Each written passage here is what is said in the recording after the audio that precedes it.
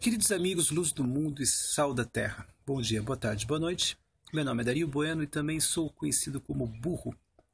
Fui vereador de Jacareí, cidade do interior do estado de São Paulo.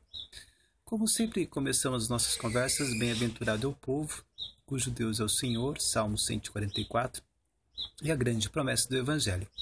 Se você tiver a fé do tamanho de um grão de mostarda, nada lhe será impossível. No presente de um grande amigo meu, Oséias capítulo 4, versículo 6, por falta de conhecimento, foi destruído o meu povo. E é sempre bom perguntar, né? Que conhecimento, né? E conhecereis a verdade vos libertará, né? E essa verdade, Jesus não ousou, né? Responder, né? Não porque não soubesse, mas porque com a convicção de que a verdade ela é incomunicável, ela precisa ser vivida no íntimo, no interior de cada pessoa, né? Então, compreendendo isso, né, fica mais suave, né, o caminho, a verdade e a vida, né? Porque assim a gente consegue transitar do visível para o invisível, né? E a lei, né? A lei que existe, né? É uma inspiração, é uma referência para essa relação entre, né, o Criador, né, e a sua criação, a Zoé, o Nous e o Logos, né? E a igreja é onde o Logos, né, transita, né? Então, onde houver 2 ou 3 pessoas reunidas, 2 ou 3 pessoas reunidas em meu nome, eu estarei presente, né? Então, se você concorda, acredita que Jesus é o caminho, né, a estrada, a verdade e a vida, a gente precisa saborear, né, degustar, né, esse significado da verdade, né? E assim, gente, sabe que a verdade ela jorra, né? Ela brota no interior de cada pessoa, né? Os verdadeiros adoradores em espírito, né? Então a gente precisa ser muito tranquilo, né? Porque é um que semeia, um que planta e outro que colhe e outro que ceifa, né? Então estamos sempre preparando o caminho, né?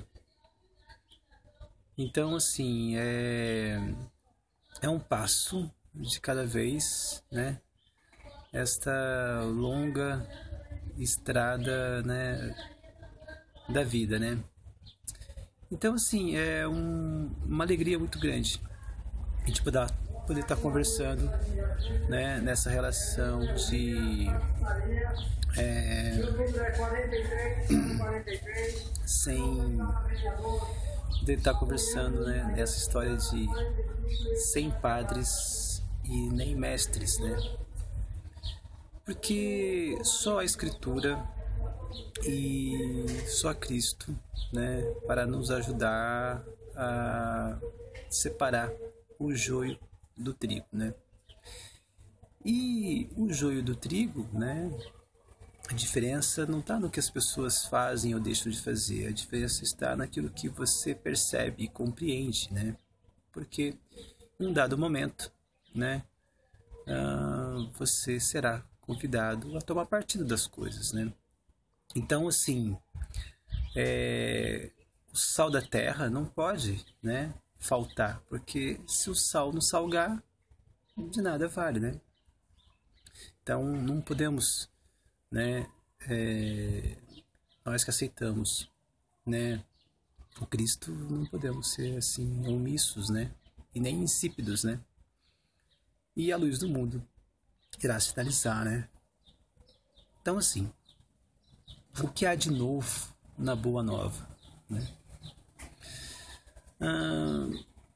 Chamar atenção para o que há de velho e não é usado, né? Porque o sal, ele conserva o corpo das coisas para que as coisas não se deteriorem, né? Mas não é escravo dessa matéria, dessa carne, desse corpo que ele conserva, né? Então, o que há de novo na Boa Nova, né? Misericórdia quero, né? E não holocaustos, né? É uma das coisas que Jesus, o caminho, a verdade e a vida, pronuncia, né? Mas isso já é, né? De Oséias, né? Do Antigo Testamento, né? Um dos profetas, né? Mas, né? Tudo começa, né? Com as Escrituras, né? Sola Escritura, né? E a gente precisa entender que uma das coisas que há de novo, né, na Boa Nova, é de que não se combate, né, uma idolatria criando outras idolatrias, né? Porque conhecereis a verdade vos libertará. Libertará de quê? Né? Irá nos libertar da idolatria. E é difícil distinguir o que é idolatria e o que é memória, né? O que é o registro da sabedoria de gerações anteriores, né? É difícil distinguir isso, né? E isso é o joio e o trigo, né? Então, assim, por que nós lemos a lei, né? Por que nós respeitamos a lei? Porque amamos, né?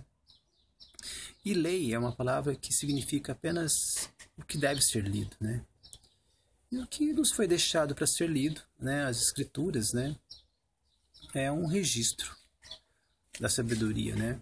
Foi um gesto de amor das gerações anteriores, né? Para as gerações futuras que chegamos, né?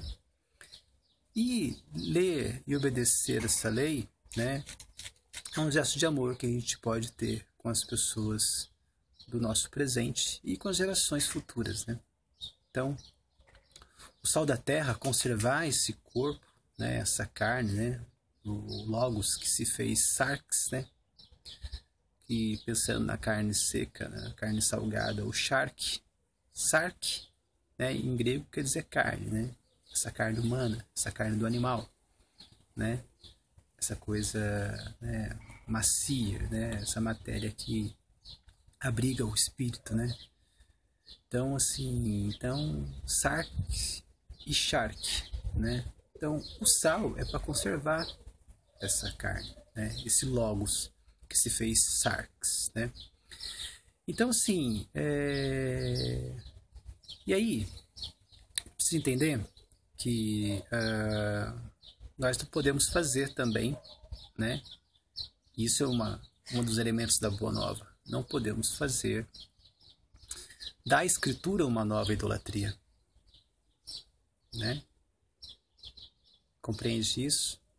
Né? Então, por isso que Jesus é importante, né? Por isso que Jesus é o caminho, a verdade e a vida, né? E é a vida, né, de todos os seres interligadas, né? E por isso que Jesus nos deixa o Espírito Santo, né, como conselheiro e consolador, né? Porque a lei, né, o que deve ser lido, está registrado, contido nas Escrituras, né? Mas a lei foi feita para o homem, não o homem para a lei, né? Então a gente precisa começar, né, com as Escrituras, mas não se perder na idolatria. E um dos elementos que começa a idolatria é a vaidade, né? E aí Jesus, como o caminho, como o método, né, ele nos alerta, né?